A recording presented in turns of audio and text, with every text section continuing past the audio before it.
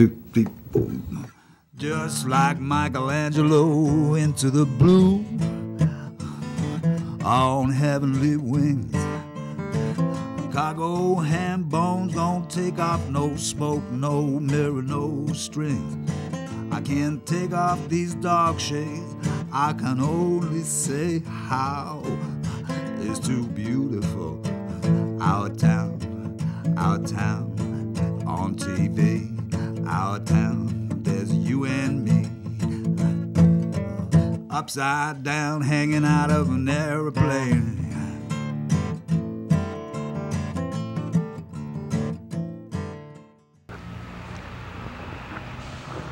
Welcome to Our Town, and I'm your host, Larry Frost.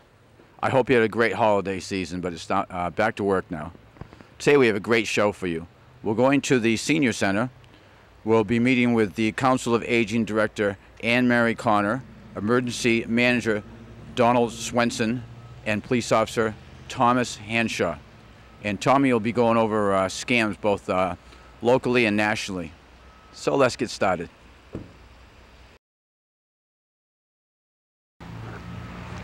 Good morning, everybody. Welcome to Coffee with the Cops. We have Officer John Hanshaw and John Swenson from Emergency Management.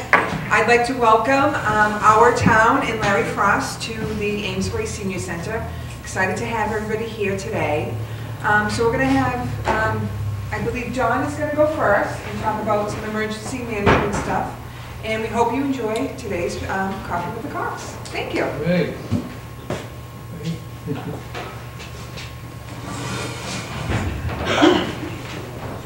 Good morning. I'm sure you all know who I am. Yeah. I just have a couple of questions because Tommy just talked the most. But did everybody get their calendars? Yes. Did everybody get their calendars? No.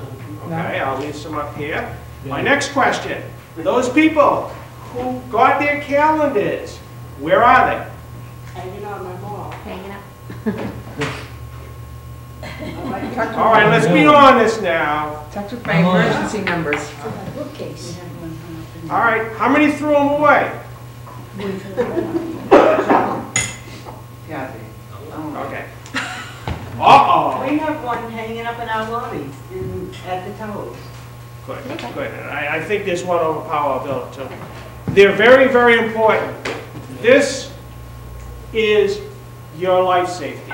In case there's ever an emergency in Amesbury, this is what you're going to follow. And it's not just for a Seabrook emergency. It could be anything. It could be an earthquake, God forbid, if we ever get hit like Haiti did. It could be a snowstorm, if we have to evacuate. It could be any emergency at all that we need to evacuate the towers, Powell Villa, any place in town. So please, do not throw them away. They're very, very useful. Also, if you know anybody who has a special need, and when I say special need, it could be needing help with walkers, needs to be transported by ambulance, anything like that, make sure that they filled out on the back a special needs card and mail it in. That's also important to us because when there is an emergency, I have people downstairs with a list of people who need special attention. If we don't know you need special attention, you're not going to get it. And we don't want to leave anybody behind. So please, if you have a special need, if you have a need where you're going to be evacuated and you have to have insulin with you, or so on, so forth, medication, please fill out the card, send it in, so I know downstairs that we have to give you special treatment. Okay? I will leave a bunch of calendars up here. If you don't have it, take one. If you threw yours away, take one, and don't throw this one away, please. Okay? Very, very important. Any questions? Good audience, thank you. That's all. Your show, Tom. Oh my goodness, jeez. I think that's the least he's ever talked. That must be because he's on camera, Don. He doesn't want to talk much on camera. So, but, well, thanks all for coming out. Not too bad out here this morning. A little warmer. The next couple of days look pretty good. So hopefully we'll get some good weather pretty soon. As Gil mentioned on the way in, we're halfway through the winter. So we haven't, knock on wood, had any big storms yet or any really severe cold. So we're doing all right. I want to talk a little bit today about some new stuff, some new scams that have popped up over the last few months. The actual printout that I had here is actually the top scams of 2009. Now, they're a little less traditional than the sweepstakes and the identity theft and those kind of things that we see quite often. So I thought I'd go over some of these different things that were brought out today, because just like the old days where the scam was that there was a miracle cure for this, or a great opportunity to work at home and make all kinds of money, like those things are still prevalent today. A lot of times they just come up with new twists on it. Don mentioned the earthquake in Haiti, something you have to be very cautious about, because as tragic as a situation as that is, there are going to be those people who will try to take advantage of that opportunity to scam people who are willing to donate money and help out people who are in desperate need of help. So what I tell people is, if you start to see campaigns for raising money for donations, make sure you know that your money is going where it's needed, because that's a classic example where that money is going to be desperately needed. Big organizations like the Red Cross are probably your best bet, as opposed to the Friends of the Haiti Survivors or something else. They'll be creative. They'll come up with these different kind of names for organizations that aren't legitimate. And you have to be very, very careful about that.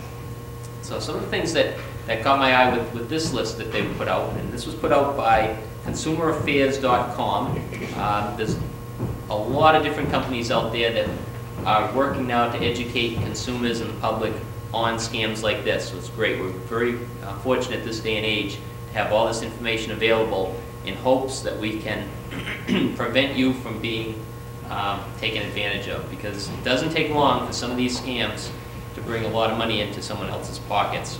And the first one is the free trial scheme. Now this is it's been around for a long time. People, they really like to take advantage of it. You see an offer for something free. In this case, the example that they used was a teeth whitener.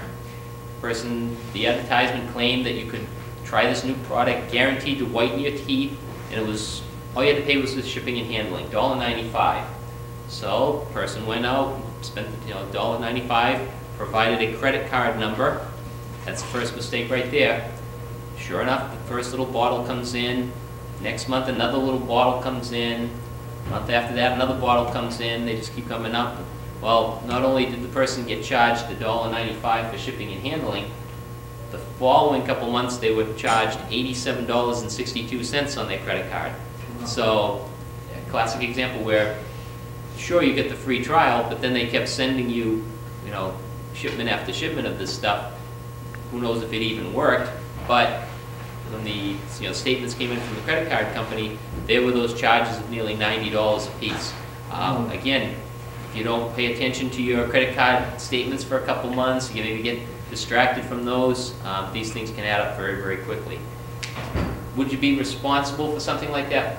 Probably not. You probably could file a claim with the credit card company and have that taken off, but it's going to be a lot of hassle. It's going to be a lot of aggravation.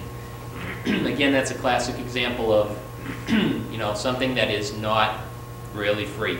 What they do is they try to get your credit card number, and then they just start charging you month after month. That happens a lot. The old saying that nothing really is free, that is true. Very, very true.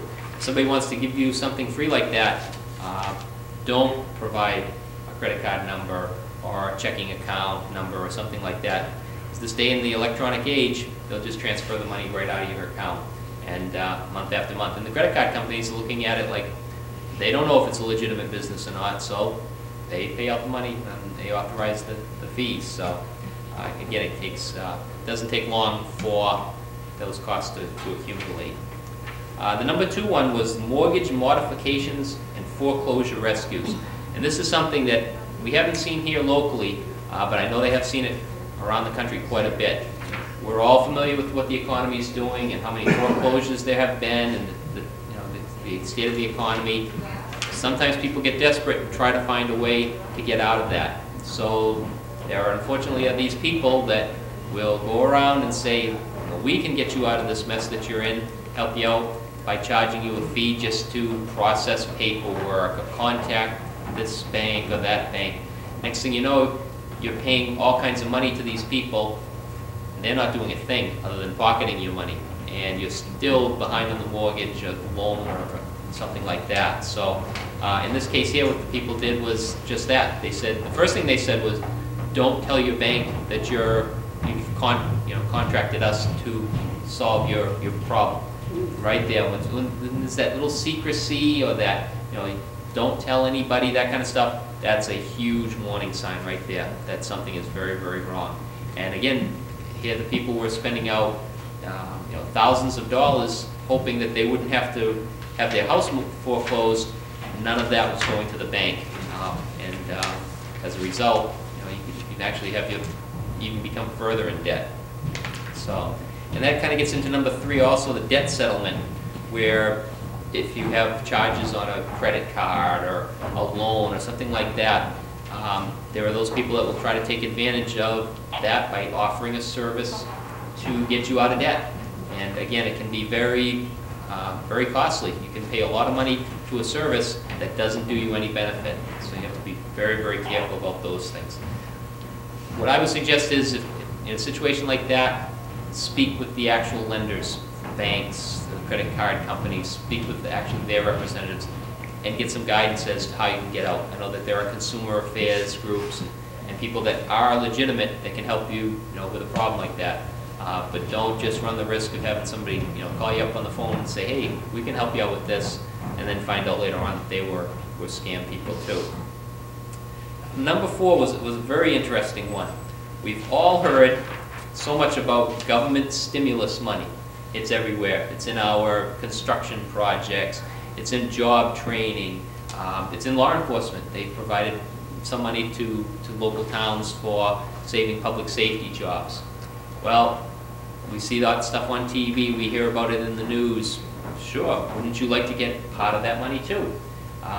Some of the ads that are on TV now are big banks and credit card companies getting all this money, but where are they?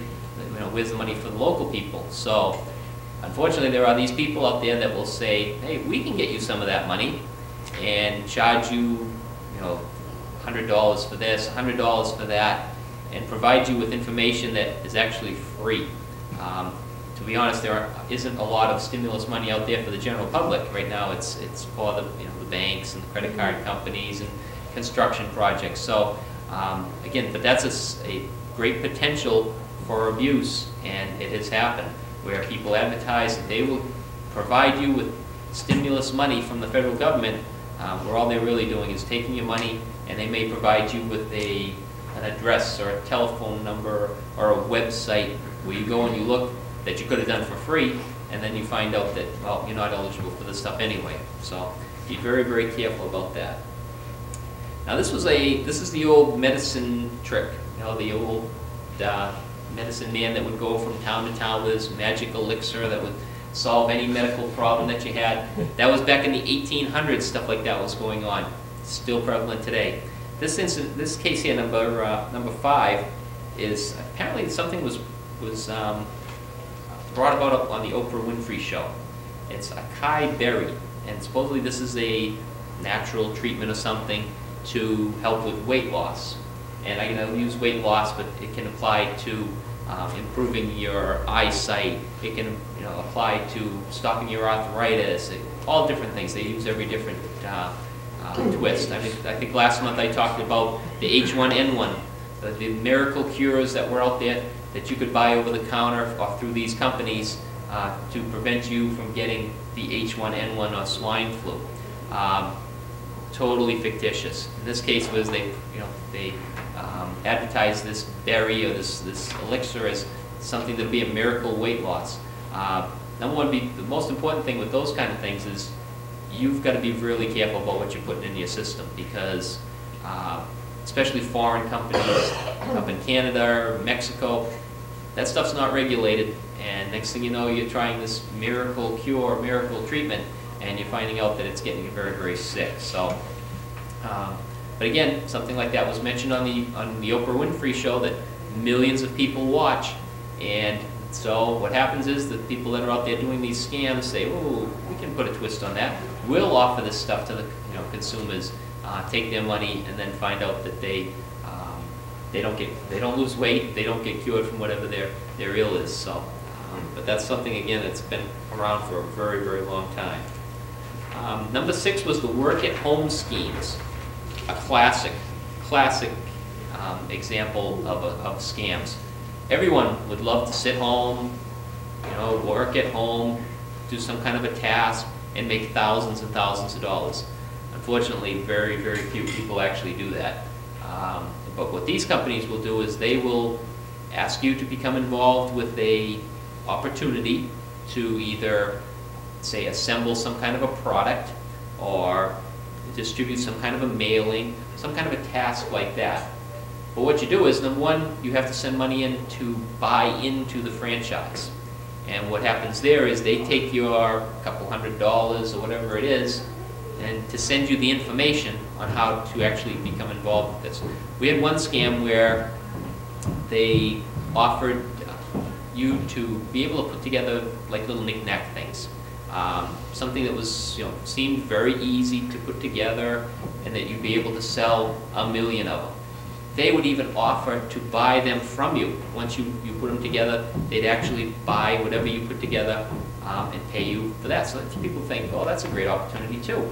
I can sit home at my own leisure, put some little trinkets together. It may be like a picture frame or a little, little shadow box, something like that. Problem is, number one, you have to pay for the information on how to do that. Number two, you have to pay for the supplies to be able to put those things together. Number three, you have to be able to figure it out. The one case that we had was they were sending tons and tons of this stuff that you had to buy, because you had to buy all these things to put the boxes together. But it took scientists from MIT to be able to figure it out. There were so many little pieces and little this and that. So it becomes very difficult. So now you spend all this money to get the materials, all this time to try to figure out how to put them together. You put them together, and then, well, no, we don't want to buy them back. We're all set with that. We've got plenty right now in our inventory. So now you're stuck with all this stuff, and you've got nothing coming. You've lost all that money. And you've got nothing going out to bring in more money. So, work-at-home schemes. We hear a lot about people that do work from home through businesses now. Companies will have people stay at home for a couple days because of the computer. We can do a lot of stuff now, and say if the person worked many, many miles away, you can access all your things from the computer. But a lot of these schemes like this, you've got to be very, very careful for, because that's what they do. They lure you in, get you into the program, and then you find out that it's not all it's cracked up to be. This number 7 was actually one I hadn't heard of, but apparently his name is Kevin Trudeau, and apparently he sells books and CDs and things like that on how to get out of debt. And in this case was apparently a lot of the information that he provides, again, you can get free. You have free access to. So it's sort of like the people that do the debts or the mortgage scams. A lot of this information is available right from the government, free of charge. So rather than pay somebody, $29.95 for a book or $99.95 for an audio disc and CD or DVD, it's really important to look and see if that kind of stuff is available at no charge, because it doesn't take long. Again, you spend out $100 here, $100 there, it adds up very, very quickly. Number 8 was online car sales. Very, very dangerous scam. Again, we're looking to try to save money on buying a used car, something that runs right, and, not for a lot of money. So the opportunity there, the lure is there to try to maybe get a good deal. Now, what happens in some of these cases, there's been cars that have been in floods. They took them out, they dried them off, they put them online and sold them. They don't run right, they're not guaranteed, and as a result, you pay a lot of money for something that you can't even use. So you have to be, probably none of you are going to be looking for online cars. But that's just something, again, an example, the kind of stuff that is online and available either on the computer, on the telephone, through the mail, that may not be all that it's really cracked up to be. So you're really going to be careful of those. Number 9 was auto warranties. How many people have cars now? A couple of you do? Okay. This is something that actually, I didn't fall for it, but I was actually contacted a few years ago when my pickup truck, which is now about 10 years old, got to be about 4 or 5 years old, and the warranty was getting ready to expire from Ford. Contacted by this company down in Georgia, who apparently had gotten access to all of Ford's vehicles that were coming up for expiration. Said, you know, we can extend your warranty, because we all know how expensive it is now to maintain cars. We can extend your warranty for $500. It'll give you another year. If anything goes wrong with it, you just bring it to the dealership and they'll take care of you, and on and on. Well, come to find out, my warranty didn't even expire for like another year or two, so there was nothing urgent, because you had to act immediately.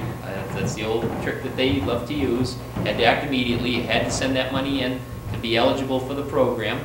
But again, it was something that I didn't really even need, because the warranty still hadn't run out. So it's apparently a very, very big scam, where these companies must have a right or some way to access the information from the dealers as to the cars and what they're, you know, how they're expiring. But then, like I say, it's something that you don't even need sometimes.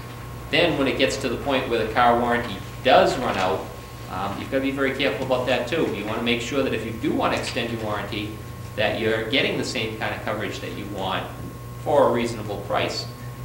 It's probably a big difference if you go through one of these companies. They'll probably offer it a little less money than, say, Ford or GM or a big company.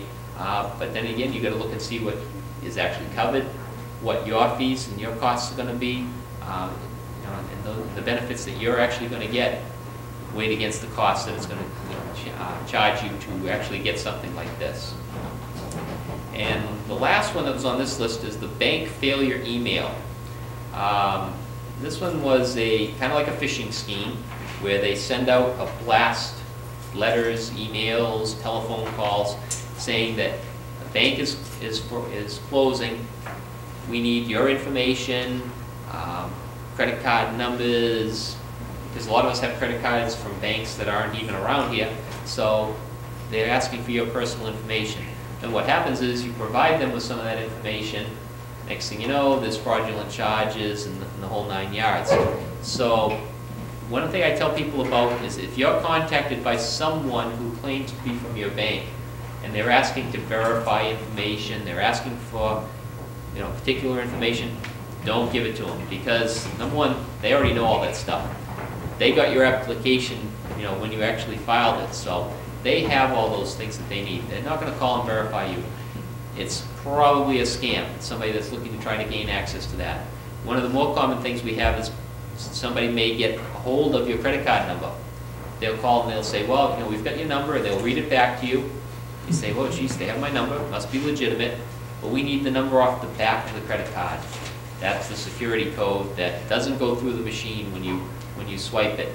And then they use that to phone in or do a computer order. Next thing you know, boom, you're out, you know, quite a bit of money.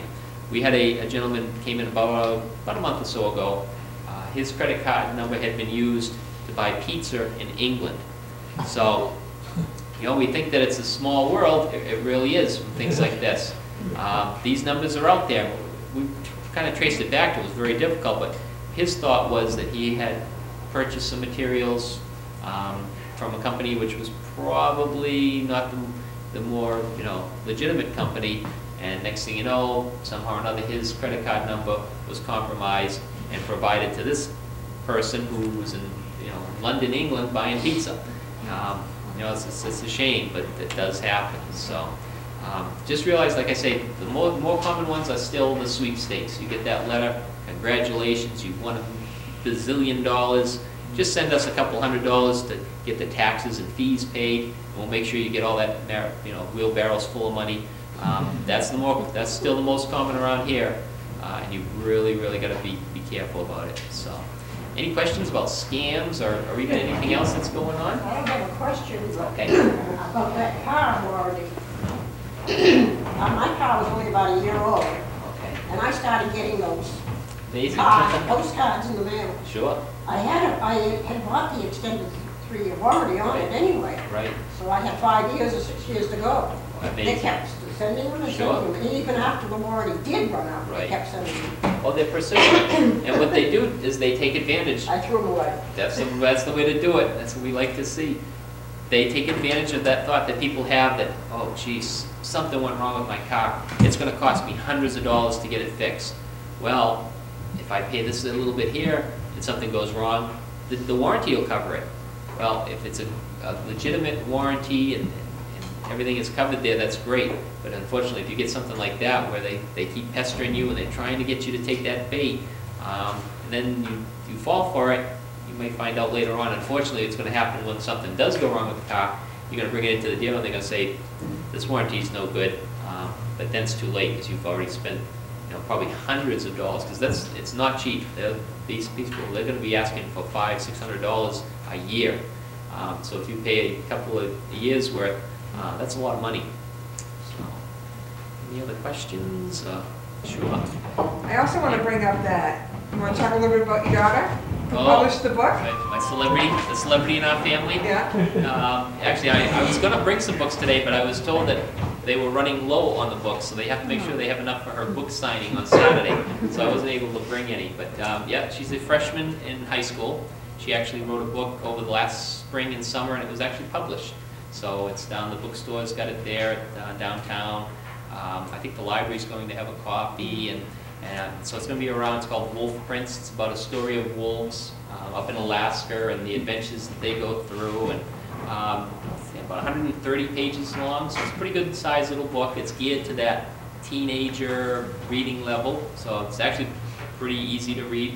Although I understand my sister read the book, and there were actually a couple words that she actually had to look up because she didn't know what they meant. So I guess she did pretty well with her vocabulary. But she developed the characters really well, and she's actually doing a sequel. But yeah, she's actually gonna have a book signing Saturday downtown here at the bookstore across from McGinnis Auction. So Yeah, pretty it's exciting. really exciting. Yeah. Let me get the sign posted here. Oh, very good. Yeah. Oh, did you go down? Yeah, they Yeah, went down there. Yes, yeah. they said somebody had come down. Yeah, So and all seniors get 10% off there. that's a good deal. Yeah, so it's Good. nice to know, yeah, all the time, yeah, it's great. And just want to bring up a couple of upcoming events for us. We have lunch and trivia next week and lunch and entertainment. So lunch and trivia is on the 28th, entertainment's on the 27th. Tom will be back next month. That's right. Will you John too with us? Yeah, So, we always moved on to that, sure. so thank you to our Tom. Great Yeah, day. it's great.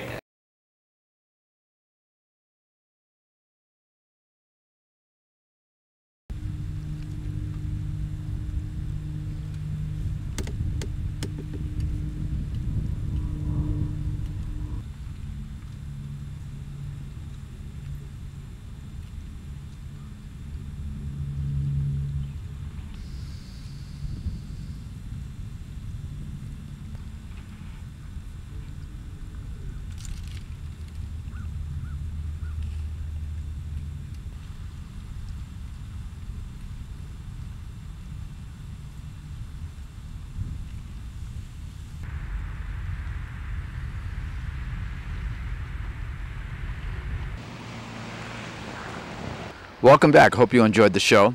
I want to thank Council of Aging Director Annmary Connor, the Emergency Management Director Donald Swenson, Police Officer Tommy Hanshaw.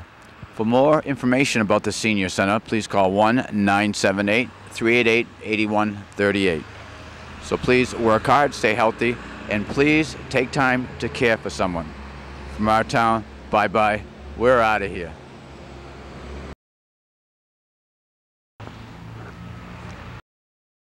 It's too beautiful. Our town on TV. Our town, there's you and me. Upside down, hanging out of an airplane.